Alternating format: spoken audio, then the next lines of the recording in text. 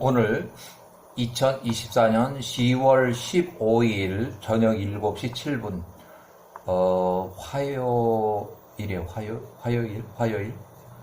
2024년 10월 15일 저녁 7시. 오늘은 그 역사책 기록에 힉소스 왕조나 18왕조에 대한 기록이 상당히 부족해서 야셀의 책에 나오는, 그러니까 총리 요셉이 총리로서 근무했던 왕조가 힉소스 왕조예요.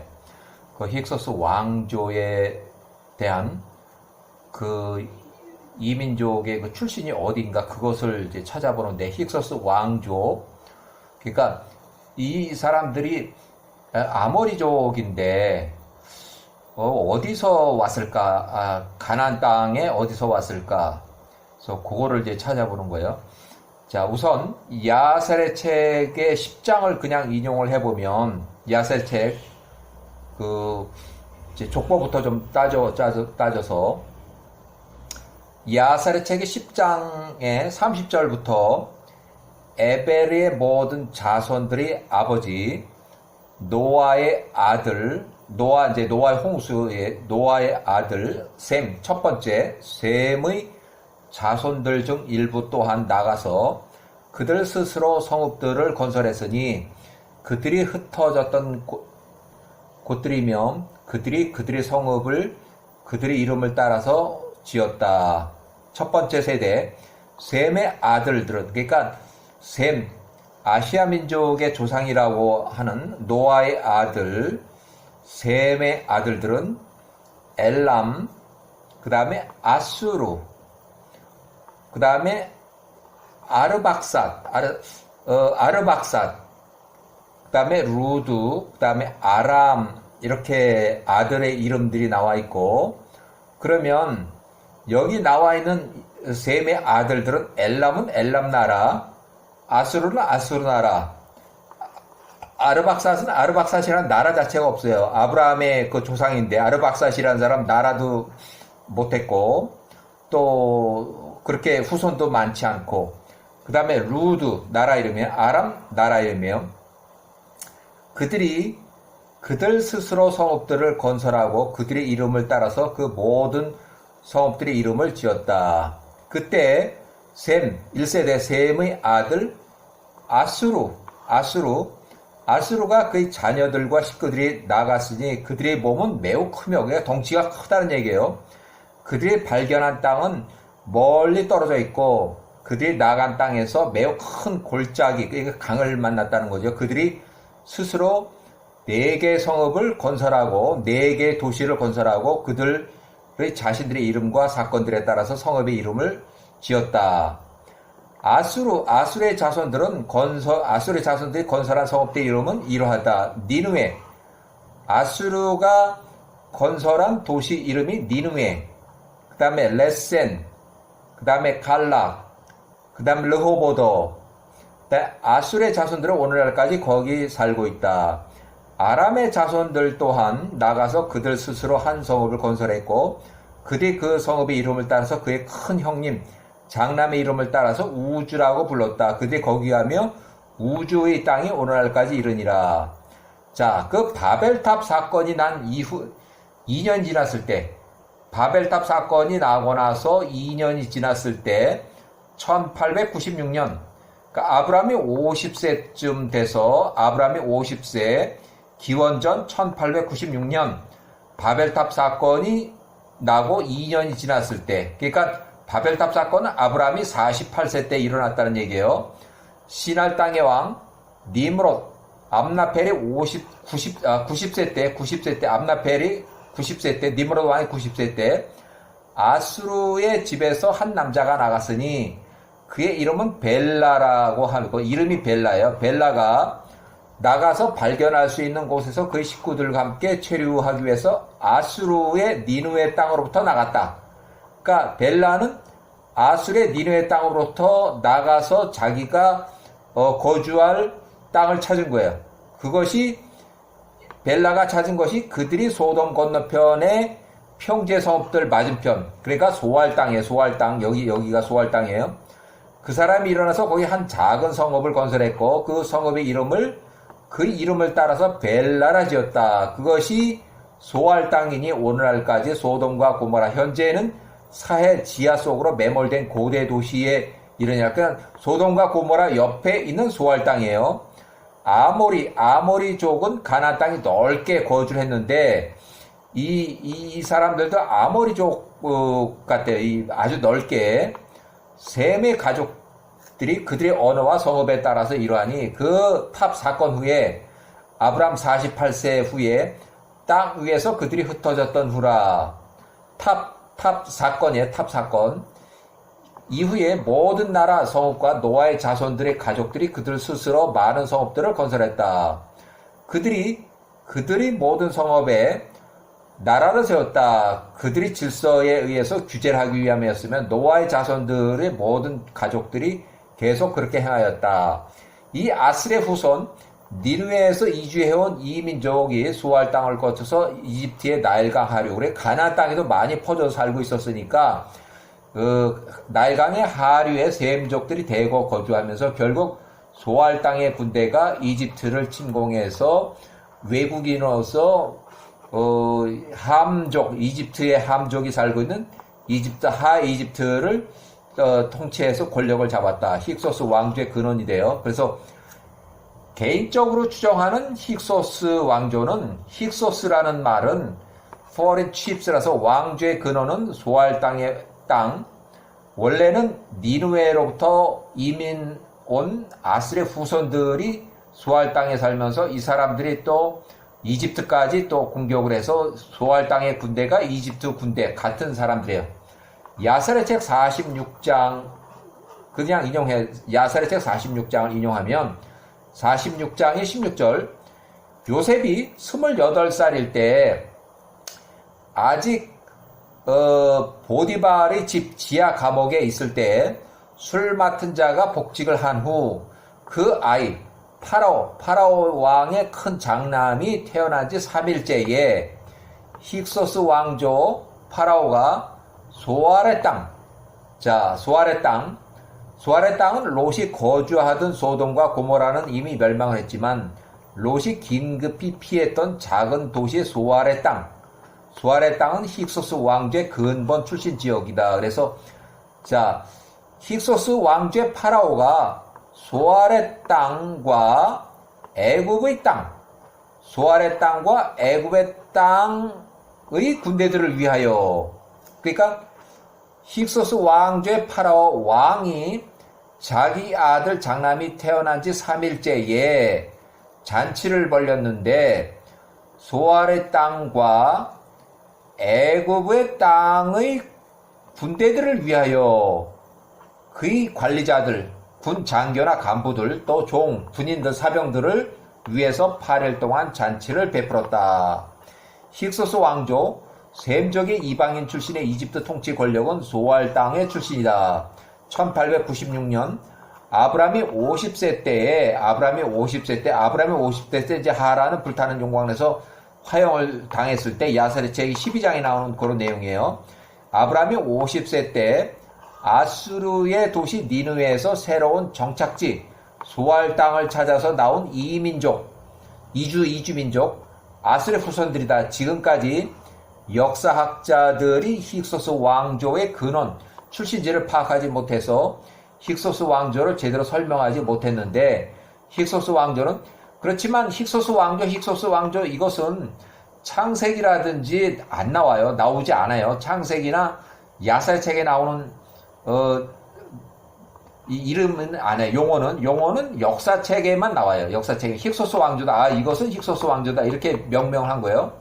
힉소스 왕조를 제대로 설명하지 못하고 있는데, 힉소스 왕조는 아수르의 니느웨에서 1896년 아브라함이 50세 때에 소알 땅으로 이주해온 벨라 왕의 후손들로, 그 후에 이집트 나일강의 하류 삼각주 지역의 셈족계 민족들이 대거 거주해서 가나안 땅에 많이 있던 아모리족, 결국 외국인 통치 권력이 소알 땅의 출신들, 군인들이 이 지역을 장악해서 힉소스 왕조, 그러니까 하 이집트 통치자로 힉소스 왕조를 세우고 초기에 요셉이 총리로 80년간 근무했다. 힉소스 왕조는 약 108년 정도 존립을 했었어요.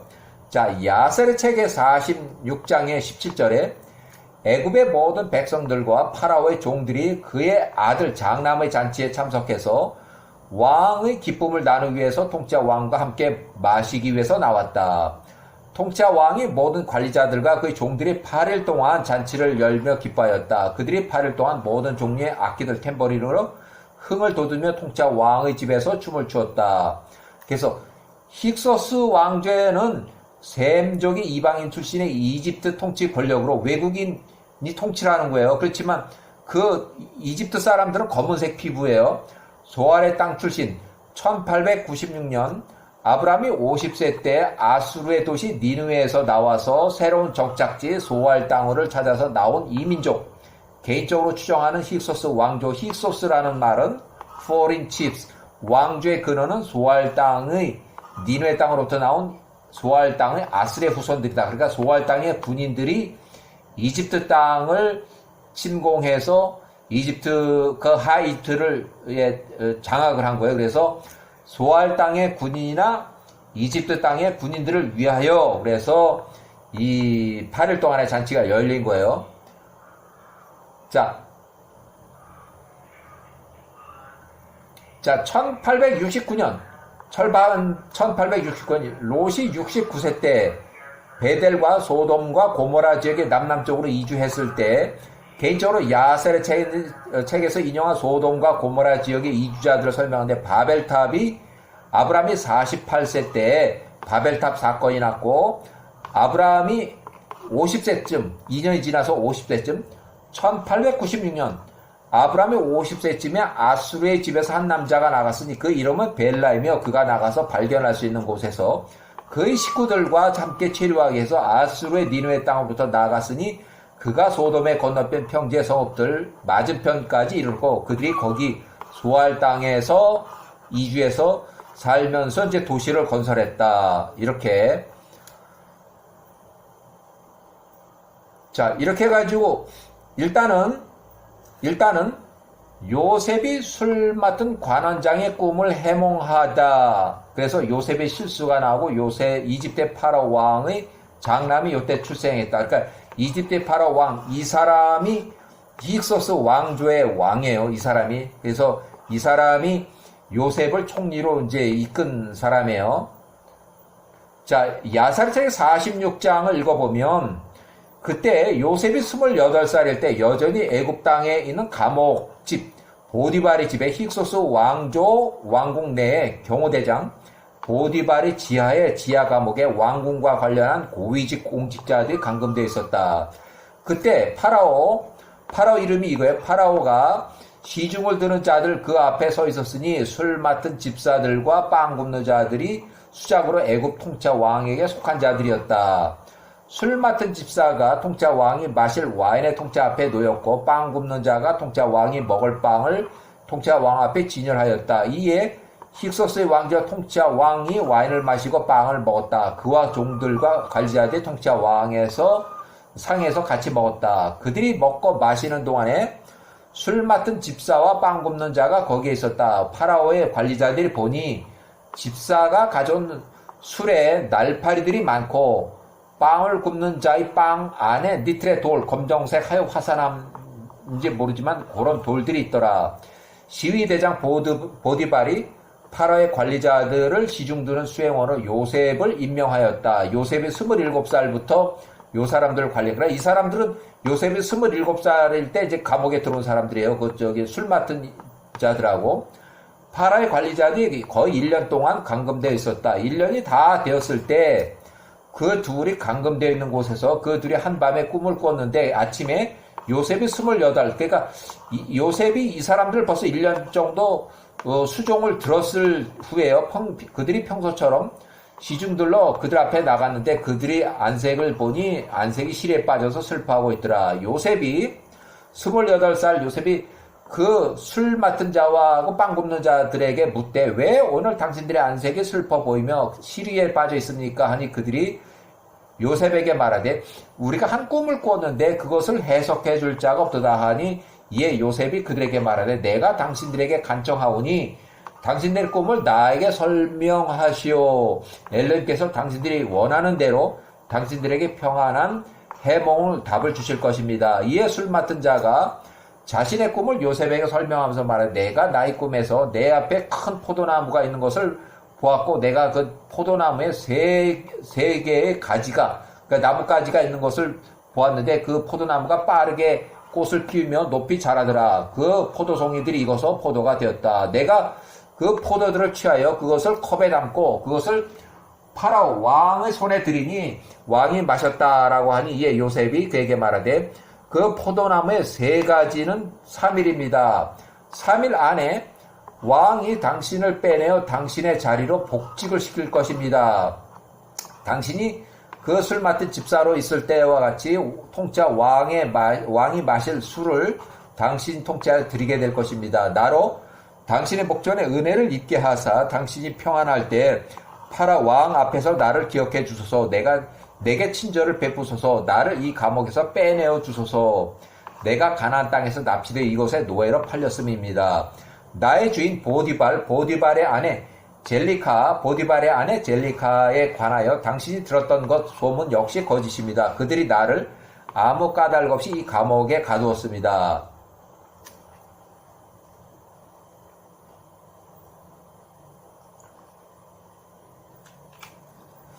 라고 말하니 이에 집사가 요셉에게 대답한 말은 내가 28 요셉이 나에게 해석한 대로 만약 왕이 처음과 같이 나를 잘 대해준다면 요셉 내가 원하는 모든 것을 내가 행해주겠노라. 너 요셉을 이 감옥에서 빼내줄 것이라.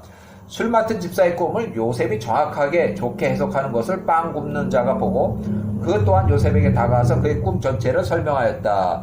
이에 그가 그에게 말하는 나의 꿈에서 내가 나의 머리 위에 흰 바구니 3개를 보았노라. 내가 보니 가장 위에 있는 바구니에 파라오를 위한 모든 종류의 구운 고기들이 있는지라. 그런데 새들이 내 머리 위에서 그것들을 먹더라. 이에 요셉이 그에게 말하되 당신이 본 새 바구니는 3일입니다. 3일 안에 파라오 왕이 당신의 머리를 치고 목을 자르고 표현이 아주 부드럽게 보이나 속뜻은 칼로 목을 자르는 참수형. 창세기는 당신의 머리를 떼고라고 기록을 하고 있어요. 완곡한 표현이지만 그 잘린 것을 나무에 매달 것입니다. 그 머리를 잘라서 머리를 나무에 매달 것입니다. 당신이 당신의 꿈에서 본 대로 새들이 당신의 나무에 달린 당신의 머리를 쪼아 먹을 것입니다. 그가 사람을 죽이고 장대 높이 매달아서 여러 사람이 볼 수 있게 공포정치의 처형 방법은 아수르의 바벨론에서 옛날부터 해왔다. 이런 에스더서나 하만 총리 그런 거지. 이집트의 파라오 왕 장남이 이때 출생했던 그 기간 동안이에요. 그래서 요셉이 술 맡은 관원장의 꿈을 해몽한 후에 그때 통치자의 왕비가 출산할 때가 되었더라. 날이 이르러서 그녀가 애굽의 왕에게 장남 아들을 낳았으니 통치자 왕이 장자, 여기서 왕 장자 장남은 나중에 2년 후에 떨어져서 사망할 예정. 제가 이제 미리 얘기하는 거예요. 장남은 2년 후면은 죽을 거고 2년 후에 이때 또 출생한 둘째 아들 마그론이 출생할 때 요셉이 30살로 총리 직전에 파라오의 꿈을 해석한 후에 그 표징의 증거로 파라오의 둘째 아들의 출생과 장남의 사망을 요셉이 예언으로서 증표한다. 그래서 둘째 아들 출생 41년 후에 둘째 아들이 마그론이 41세로 왕이 되고 요셉이 71세일 때 41세로 왕이 되고 요셉을 양 아버지로 모시고 요셉이 종신 총리이도록 39년간 추가 연장을 통치하도록 요셉이 그래서 110세에 사망한 후 1년이 지나서 이 마그론이 81세로 전쟁에서 전사한다. 마그론 81세로 전사한다. 힉소스 왕조가 이제 이때부터 이제 붕괴되기 시작하는 거. 새로운 이집트의 18왕조가 힉소스 왕조 3년간에 더 걸쳐서 팔레스타인의 그랄 땅의 남쪽 16km, 팔레스타인 부엘세바의 서쪽 32km에 위치한 사루헨 요새까지 추격을 해서 완전히 멸절을 시켰다. 그래서 이집트에서 힉소스 왕조를 완전히 몰아내고 이집트를 통치하게 됐다라고 이렇게 이제 요셉이 이제 왕의 꿈을 해몽하고 또 요셉이 총리로 다 지내고 110세로 사망하고 그 이후에 1년에 지나서 1년쯤에 왕이 전사하고 요 18왕조 전쟁을 해서 이렇게 해서 그런 내용이 요 설명됐어요.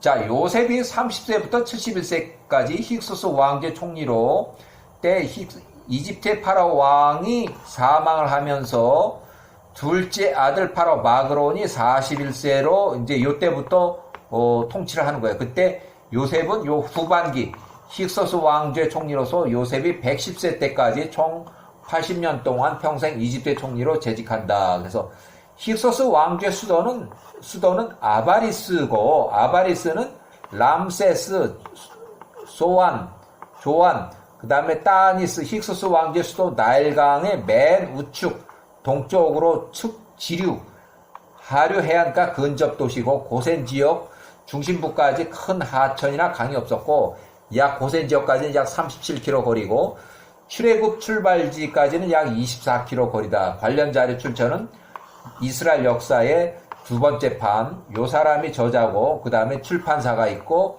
그 다음에 1952년도, 그 다음에 페이지 수가 이렇게 지도를 참조해서, 이 캐피탈, 아바리스의 위치를 여기에 있어요, 지도에. 자, 이렇게 해가지고, 일단은 힉소스 왕조가 언제 생겨났고, 또 108년 동안, 존립을 했었고, 또 요셉이 사망하면서 힉소스 왕조도 같이 멸망한다. 이렇게, 네, 여기까지예요.